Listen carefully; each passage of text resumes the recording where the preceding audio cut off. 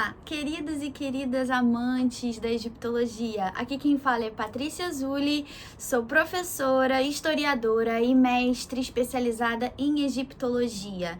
Hoje vamos falar um pouquinho sobre a cronologia egípcia.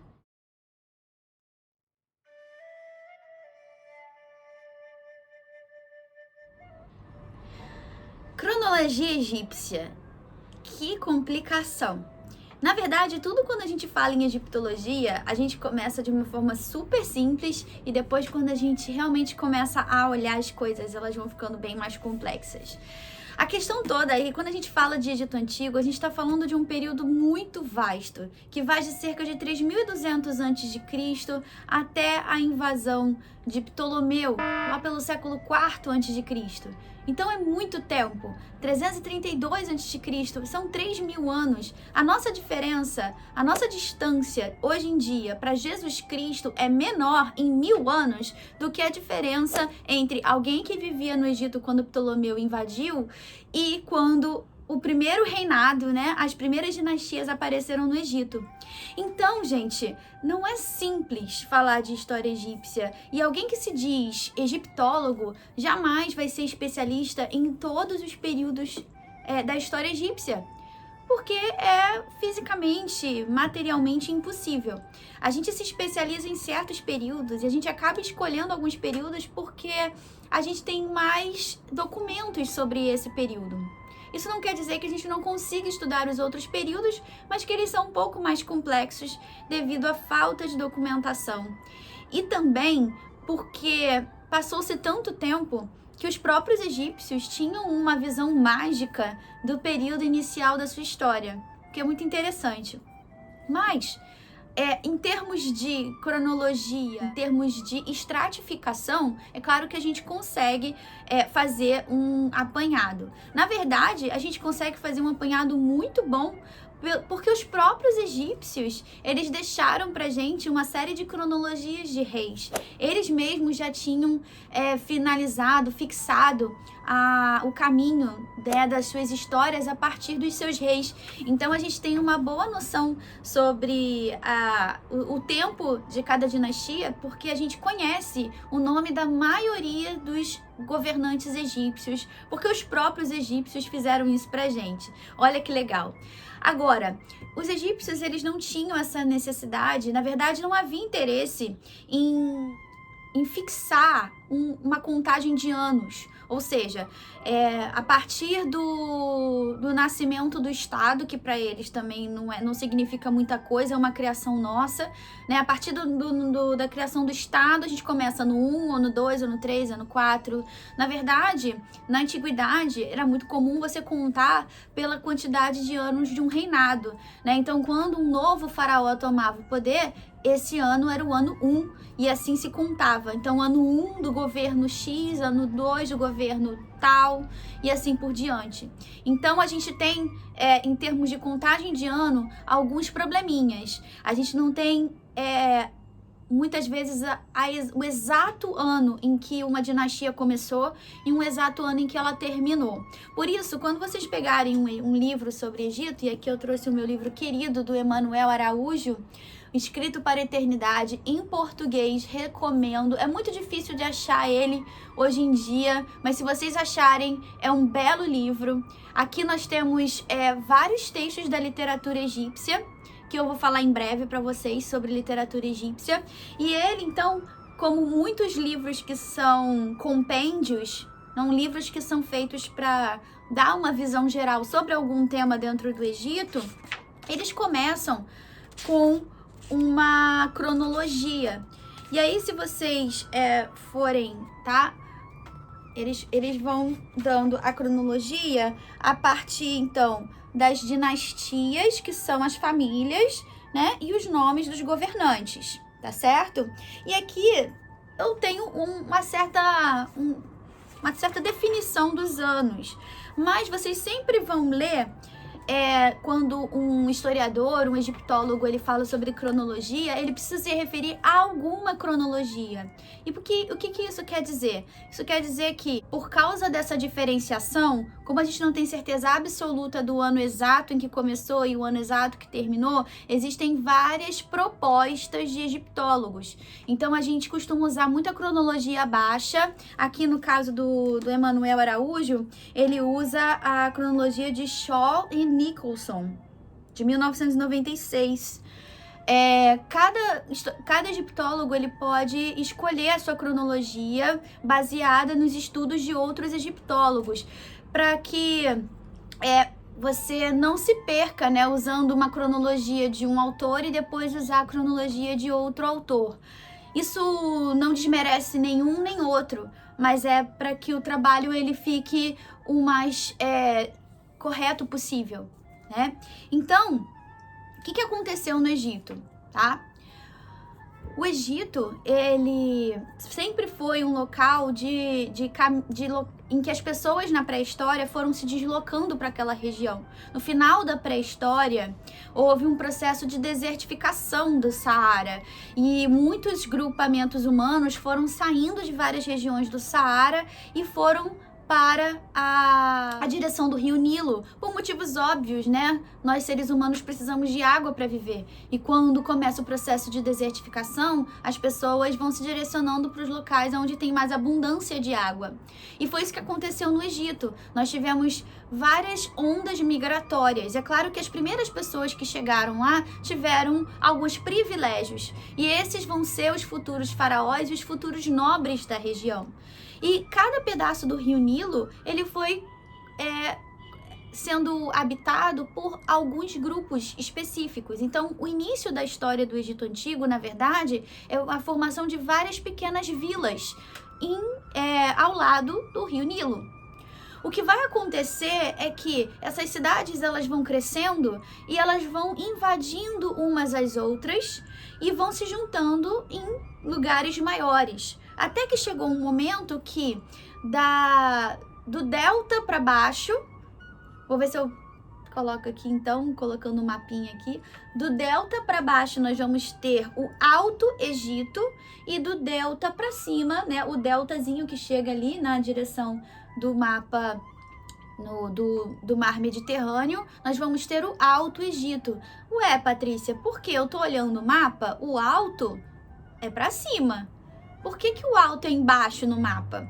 Bem, porque isso é o nome que os egípcios deram e a visão que eles tinham era o caminho que o rio fazia. E, na verdade, o Nilo, ele vem das montanhas da Etiópia, lá embaixo, do topo das montanhas da Etiópia, e ele leva a água que faz o rio, né, que começa no Nilo Azul, lá no Sudão, onde naquela época era a Núbia e Cush, e ele vai então indo em direção ao mar Mediterrâneo, ele desemboca no mar Mediterrâneo, então lá é o fim, apesar de que vendo no mapa, a gente imagina que o Baixo Egito teria que ser embaixo, tá? Então tudo começa com o Alto e o Baixo Egito. E isso é muito importante, a gente vai falar isso várias vezes aqui nos nossos vídeos. A questão da dualidade para o egípcio é algo importantíssimo para sua compreensão como ser. Como homem e mulher, deserto e rio, vida e morte, Alto e Baixo Egito. Mesmo depois da união que acontece com o faraó Menes, que na verdade não significa nada, é um nome tipo anônimo. A gente não sabe realmente o nome do primeiro rei. Mesmo depois dessa unificação, o título do governante do Egito, durante toda a sua história, vai ser governante do Alto e Baixo Egito. É uma das titulaturas que ele recebe. Por esse motivo. Porque o berço cultural do Alto Egito vai ser um pouco diferente do berço cultural do Baixo Egito, muito provavelmente por causa das migrações que foram chegando, de grupos diferentes que foram chegando, mas que com o tempo foram se unificando dentro de uma única cultura. Certo? Então nós começamos, nossa, mas Patrícia, cadê a cronologia? Já não sei quanto tempo de vídeo, você não falou nada de cronologia. Falamos sim, a gente começa por volta de 3.200 a.C., com a unificação pelo rei Menes. Como eu falei, Menes não significa nada, é um nome criado, anônimo, tá? Então a gente não tem o nome real desse governante. Menes foi o nome dado pelos egípcios lá no final da sua história, né? Foi dado por Maneton quando ele fez a cronologia do Egito com os nomes dos faraós, tá? Então a gente usa esse nome. A gente sabe de um grande governante pré-dinástico, ou seja, pré-criação da primeira família que vai governar o Egito, a primeira dinastia, que é o Narmer, tá? A gente tem alguns documentos dele. Eu vou fazer um vídeo só sobre o Narmer, porque a gente tem muitas coisas, muitos artefatos arqueológicos super legais que a gente pode analisar do Narmer. E eu acho que a gente pode falar um pouquinho mais sobre isso. Mas esse período que eu tô falando, então, quando as cidades, elas se organizam e se formam, e depois vão se juntando, é o período que a gente chama de pré-dinástico. E é um período bem grande, tá? São alguns séculos aí, talvez, quem sabe, né? Um milênio aí de formação, desde a vinda desses povos para o Rio Nilo até a sua formação como Alto e Baixo Egito. E aí a gente começa com a primeira dinastia. Eu vou falar sobre todas as dinastias egípcias? É claro que não, senão o objetivo do nosso canal é ter vídeos curtos e objetivos. Se a gente quiser falar sobre dinastias específicas, eu vou fazer um vídeo sobre isso, tá? A gente tem mais de 30 dinastias, 30 famílias que governaram o Egito. Então, eu não vou conseguir falar sobre todas elas em um vídeo só, e cada uma vai ter a sua especificidade. O que é importante pra gente hoje, na verdade, é falar sobre a divisão da história egípcia. E isso é muito importante para nós egiptólogos. A gente precisa dividir o Egito em períodos em que eles tiveram características comuns, tá? E esse primeiro período que a gente vai falar aqui é o Reino Antigo. O Reino Antigo, ele é caracterizado por aquele faraó divino, né? Quer dizer, durante toda a história egípcia, a divindade do faraó vai ser algo importante e parte da religião oficial. Mas a questão é que, nesse momento, nós temos um faraó muito mais poderoso e influente dentro da sociedade. E ele é todo poderoso, tão poderoso, que ele vai fazer os grandes monumentos que são ainda conhecidos por nós até hoje, como as grandes pirâmides, né? As pirâmides de Gizé, né? Todo mundo conhece as grandes pirâmides. Eram uma das 7 maravilhas do mundo antigo, a única que sobreviveu das 7 maravilhas do mundo antigo, e agora é uma das 7 maravilhas do mundo moderno também, né? Pois bem, esses reis, eles eram muito mais dominantes, como eu falei. Chegou um certo momento que esses reis perderam um pouco desse controle, e os nomarcas, que é o nome que a gente dá para os governadores das cidades egípcias, que eram chamadas de, em grego, que a gente usa bastante, nomos, mas em egípcio a gente tem a palavra spat. Okay? A palavra Spat é o nome para as cidades egípcias, mas a gente usa mais o termo grego, que é nomo. E o governante, então, ganhava o nome de nomarca, certo?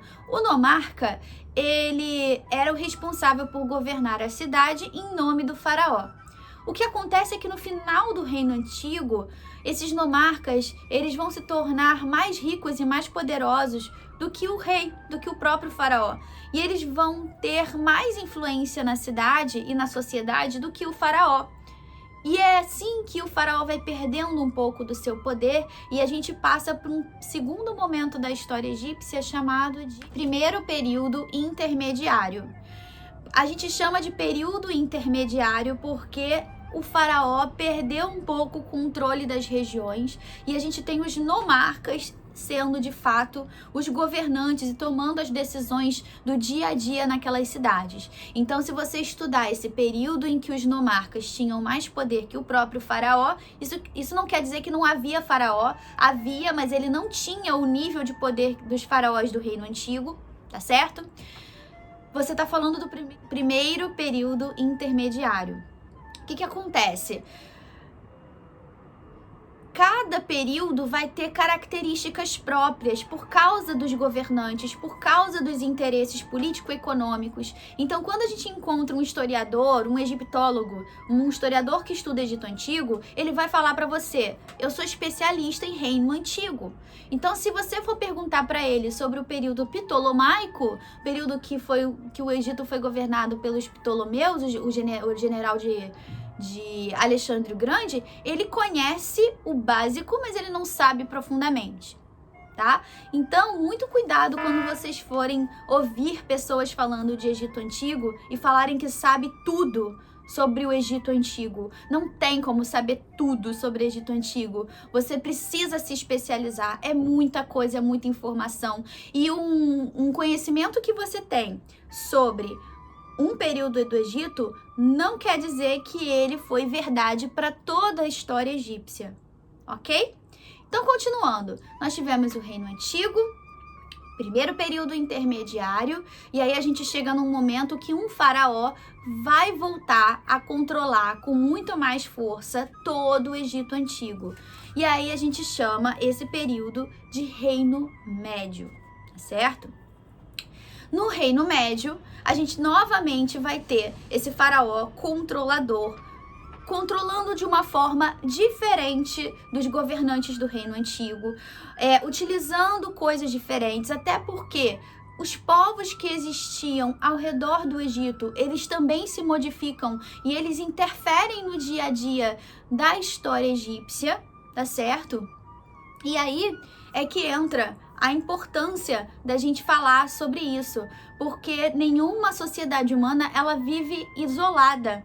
Então, muitas coisas que acontecem dentro de uma sociedade, elas são, na verdade, consequências de uma outra sociedade que está influenciando. No caso, aqui no Egito, nessa época, a gente vai ter vários povos que estão aparecendo, que estão invadindo várias regiões. E aí é que a gente encontra um novo povo que invade o Egito com grandes novidades tecnológicas em espadas, usando carros de guerra que não existiam no Egito. Então, graças a essas inovações tecnológicas que esse povo vai trazer, os faraós do Reino Médio não vão conseguir competir e vão perder uma parte do Egito para esses povos. Esses povos são conhecidos como os Ixos. E aí, durante o período em que o Egito teve faraós Ixos, a gente vai chamar esse período da cronologia de segundo período intermediário. Vocês percebem que o Egito ele tem momentos de grande centralização e depois ele tem momentos em que você tem algum tipo de descentralização, seja essa influência interna ou externa. No caso do primeiro período intermediário, ela foi interna, no segundo período intermediário, ela foi externa. Aí nós chegamos então no final do período Ixo, quando novamente nós vamos ter um faraó que vai conseguir então aprender a usar essas novas tecnologias e vai conseguir expulsar os Ixos. Esse governante, ele vai iniciar um novo período da história egípcia chamado de Reino Novo.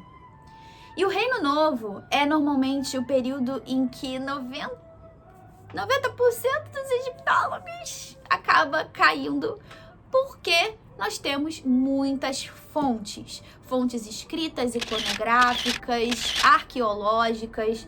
Então nós temos muitos documentos em que nos basear e é muito mais fácil não cair na falácia de tentar explicar algo sem ter fonte, sem ter documentação que comprove o que você está falando. O período do Reino Novo é um período de muita riqueza no Egito, principalmente porque com o aprendizado que eles tiveram com os Ixos, o seu desenvolvimento na guerra vai crescer absurdamente. É pela primeira vez no Reino Novo que nós vamos ter um exército profissional no Egito. Antes dessa época, o exército eram camponeses convocados para lutar.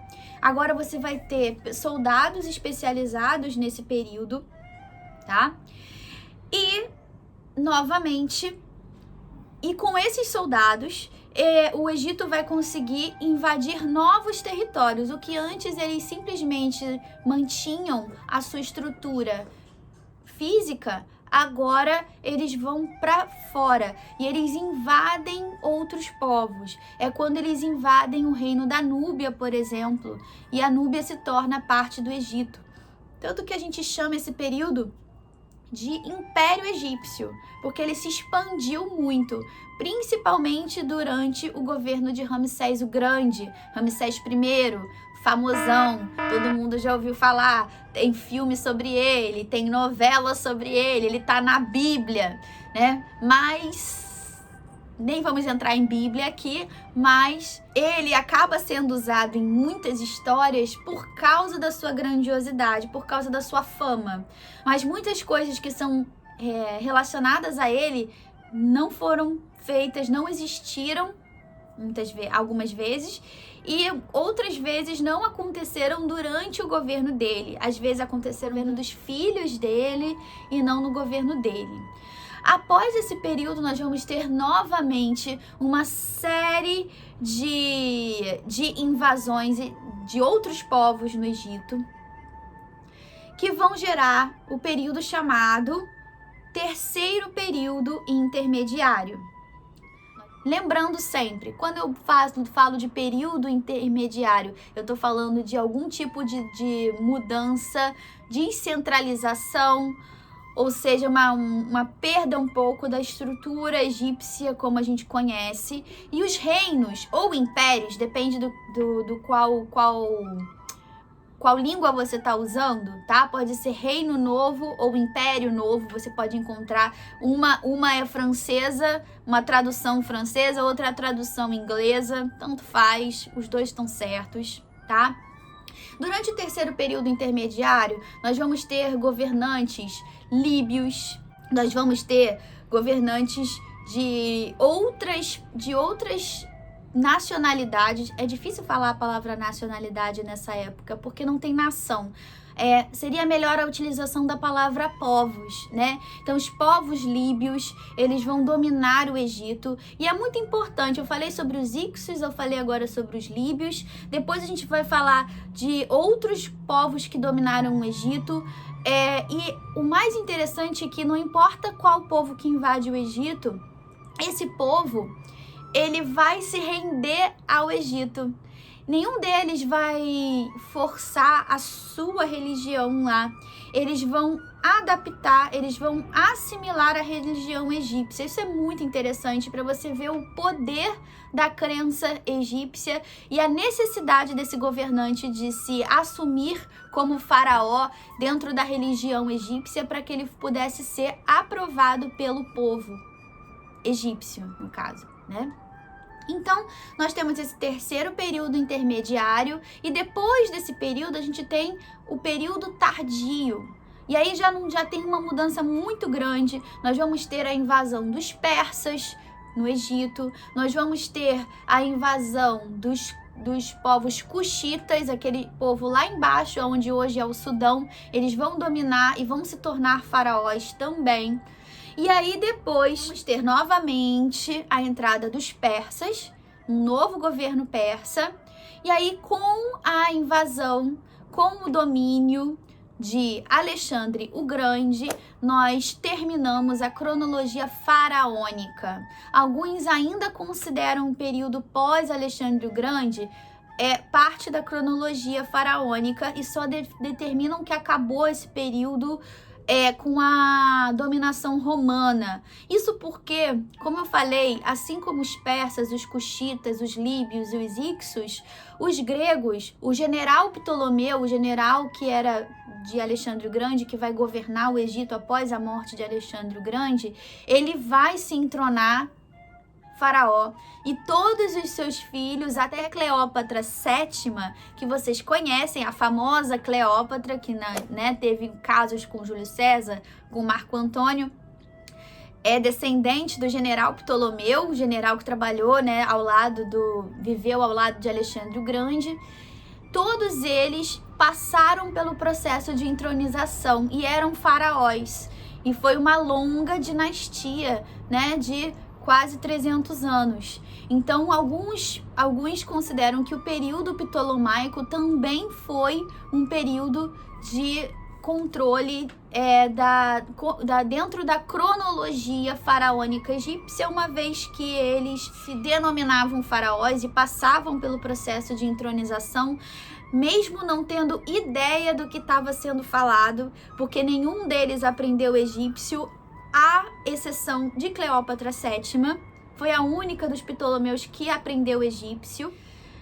E acabou a nossa cronologia. Então, gente, quando vocês encontrarem algum egiptólogo, algum historiador que é especializado em Egito, vocês podem perguntar. Primeira coisa que vocês vão perguntar é qual o período histórico do Egito que você é especialista.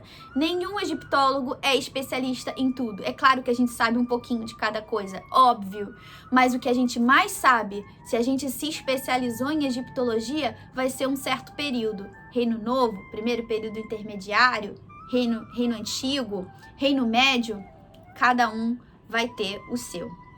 Tá certo, gente? Então, acabamos agora com esse vídeo. Acabou a nossa cronologia egípcia. Espero que vocês tenham gostado, espero que vocês tenham aprendido alguma coisa. E eu gostaria de deixar um recadinho para vocês. Se vocês tiverem algum tema que vocês têm muita curiosidade e gostariam de saber sobre, escreve aqui, manda um comentário para mim, porque eu vou começar a fazer uma listinha. Eu já tenho a minha listinha de vídeos que eu pretendo fazer. São coisas que eu gosto, obviamente, vou falar coisas que eu me sinto mais à vontade, mas eu gostaria de ouvir de vocês. O que vocês querem saber especificamente, né? Não é assim, deuses, isso é muita coisa. Qual divindade você gostaria de saber mais? Primeiro, é claro que a gente pode falar mais. Eu gostaria de saber sobre língua egípcia. Em breve, calma, vamos ter um vídeo de língua egípcia. Então, gente, se vocês puderem me ajudar com isso, eu posso fazer um canal que seja mais interessante para vocês. E não só interessante para mim, porque falar sobre Egito eu adoro, sobre qualquer circunstância. Tá certo, minha gente? Bem-vindos, então, ao meu canal. Bem-vindos ao Nilo de Janeiro. Aqui a nossa carioca falando sobre Egito. Se vocês gostaram e querem me dar uma forcinha, pode dar um curtir e deixar o seu comentário sobre o que vocês acharam e o que vocês gostariam de saber mais sobre o Egito Antigo. E a gente se vê, então, num próximo vídeo.